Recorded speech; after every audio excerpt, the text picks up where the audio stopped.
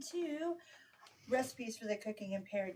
Yes, you are here and I am here, and we are going to make some delicious kitchen magic. We have a recipe today we have not tried tackling. And yes, every recipe that we try, we haven't tackled yet. But this, we haven't tried any version of it yet. We're going to make soup. Yes, soup. Great for the cold weather. This is a super fast recipe, and there is vegan options that I'll go through for you. So friends, all my subscribers, welcome back. All my newbies, thank you for coming. I hope you have a great time making this and or watching this. All of the above. Let's get into the recipe, shall we? All right, so cheddar broccoli soup. That is what we're going to make today. You're going to use 2 tablespoons of minced onion. Could be fresh, could be dried, as long as it's minced onion. 1 tablespoon of butter. If you're vegan, there are non-butter or butter substitute options that like vegetable spread style. Just make sure that it has a fair fat content. That way it helps with your soup creation. Helps actually make things thicker in the end. 12 ounces of chicken gravy. Now, this comes in a bottle. We're using Heinz, and although this is not a promotion for Heinz, it is a good flavor. If you are going the vegan route, you're going to use a vegetable gravy, or you can use vegetable broth and add a tablespoon of cornstarch mixed with half a cup of water, warm water. Not warm water, cold water. Mix that up and then add that to your vegetable gravy to thicken it a bit. Vegetable broth to thicken it to a gravy. That is your option for that. Unless you happen to find a vegetable gravy that's already in gravy form. Either one works. It's just a few extra steps if you do it that way. Next, 1.5 cups of milk. We're using goat's milk. You can use regular milk. If you are going vegan for this one, I would recommend either unsweetened, original flavored almond milk, cashew milk, or oat milk. Make sure it's not the vanilla flavored and make sure it's the unsweetened. Those options will be good. I wouldn't recommend the soy or the coconut because it's not going to have the right consistency, and you want it to be a bit thicker so that it works in with your soup better. All right, next, 10 ounces of frozen broccoli. This is going to be the broccoli florets, and you're going to chop them up pretty small. You're not going to have like full large sizes. They're going to be tiny, like that small or a little bit bigger. Chopped up and put off to the side. 1 tablespoon of garlic powder. 1 cup of shredded cheddar. Now, if you are not a cheddar fan, you can substitute Swiss cheese shredded for this, and it will taste really good as well. I like cheddar. My camera woman likes cheddar. Her family likes cheddar, and since I'm sharing it with my camera lady and her family, we're going with cheddar.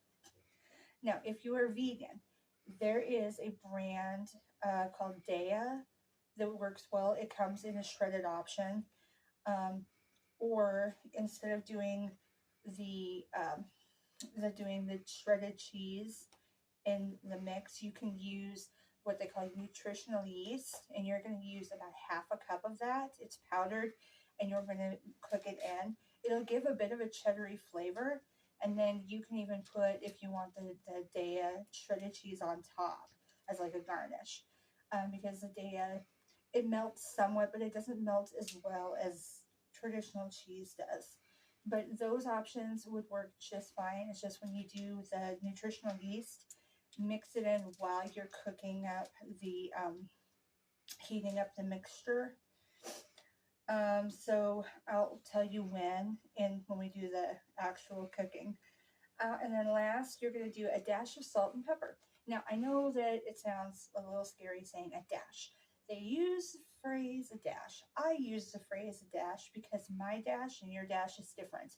You're going to have to taste test your soup to know if you want a little more salt or a little more pepper. This is not something that we can just give you an actual measurement for. I could give you a measurement, but it wouldn't necessarily fit your palate, your taste buds. So that's why we use the phrase a dash.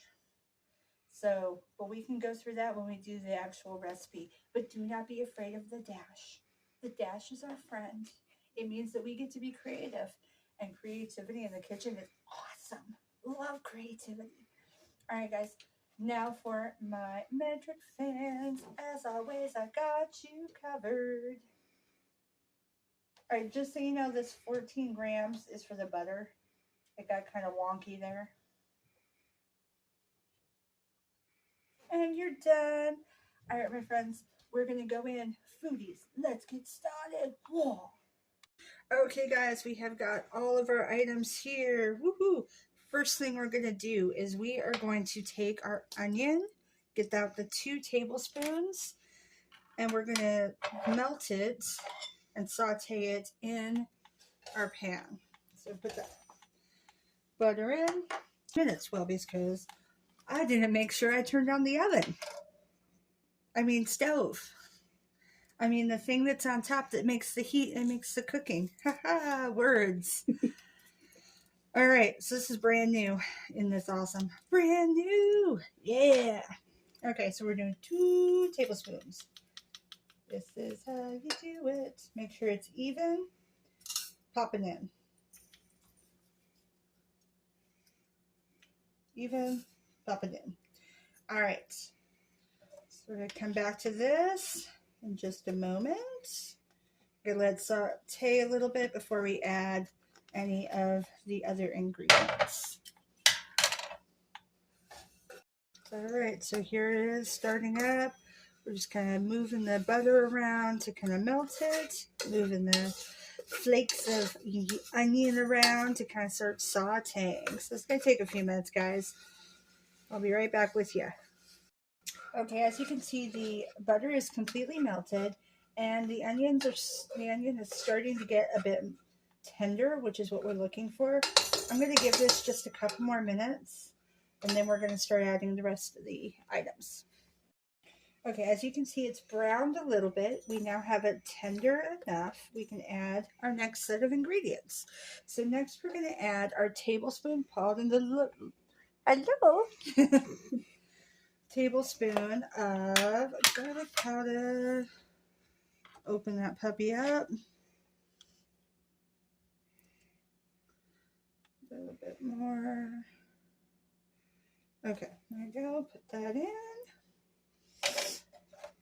We're going to stir that up, and then we're going to add in our broccoli, and we're going to add in our sauce and our milk. Got that. Okay. Next, our broccoli. As you can see, already cut very small, and this was frozen. Before you put it in the saucepan, you're going to cut it. You're going to let it fully thaw and then put it in. If you decide that you don't want to let it fully thaw, you can boil it on the stove and then drain it and cut it, or cut it, boil it, then drain it. But because this is fully thawed out, we're not going to go through the process of pre-cooking it because it's going to cook in the soup. So just pop that in. Make sure you get all the good floret pieces. Those of you that don't know, the little tops of the broccoli is called a floret. So if you're at the store and you're looking for the broccoli to make this, and you see a bag that says florets broccoli or broccoli florets, it's okay. That's what you want. Unless you want to take the time to cut fresh broccoli and then throw it in the freezer, which seems like an unneeded sort of step. Extra time. And I am a big fan of trying not to overwork things. If there's an easy, fast way to do it, then that's the way we're going to do it. Okay, we're going to give this just a few minutes. I'm going to stir it up. Okay, now we're going to add the gravy next. You're going to use this whole container. The whole thing. All 12 ounces.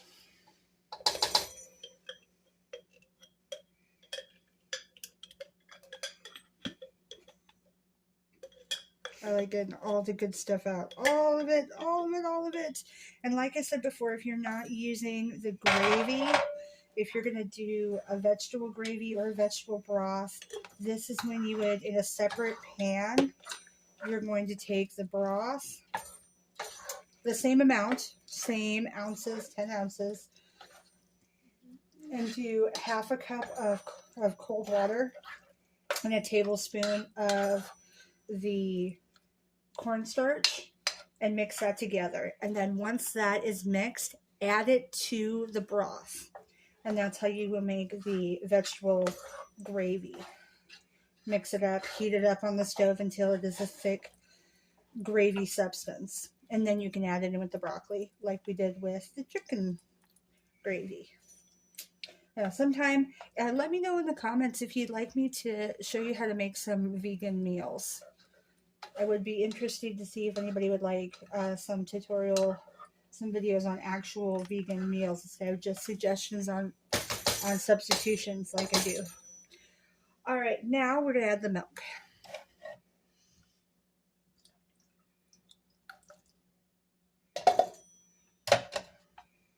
Stir that up.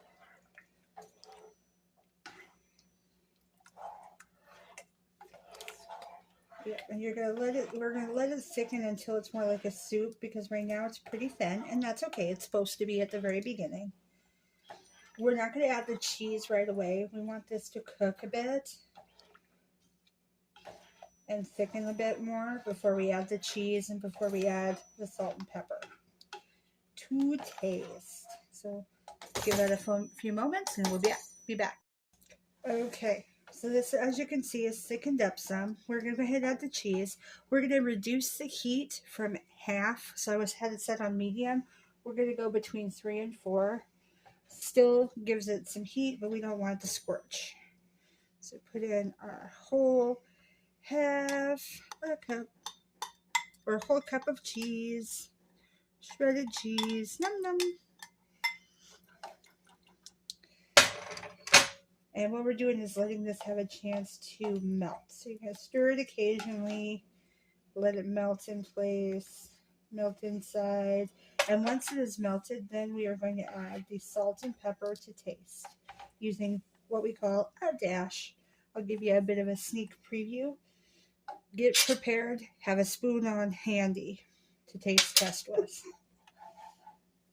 Okay, we'll give it a moment to melt. Okay, we have got melted cheddar, and don't be alarmed that it's not super orange. That is okay, because you have the color, the light color of the gravy mixed with the milk, and so it's okay if it's not super orange colored. Now, remember when I had said before, if you don't want to use cheddar, you can use Swiss. And then you can do the Daya cheddar sprinkles on top, because the Daya doesn't melt as well.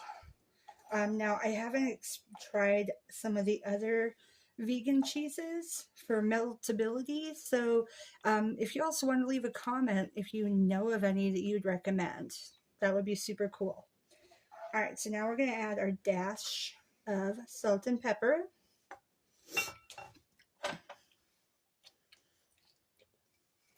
So our pepper, just a tiny little dash. Not much. See, as you can see, there's not a lot in there yet. You can always add more. You cannot, however, take it out once it's in. A little bit of salt. Just dash. Now we're going to stir it in, and then we will do our taste test. You do not want to make it over peppery. You also don't want to make it over salty. So we're aiming for that just right flavoring, whatever that is for your family or your friends, or your own taste buds. If this is just for you, hey, you do you. If you like things super salty, add more. Or super peppery, add more. I'm going to do a little taste. Just take a tiny little bit. Ah, that's delicious. That is perfectly tasteful right there.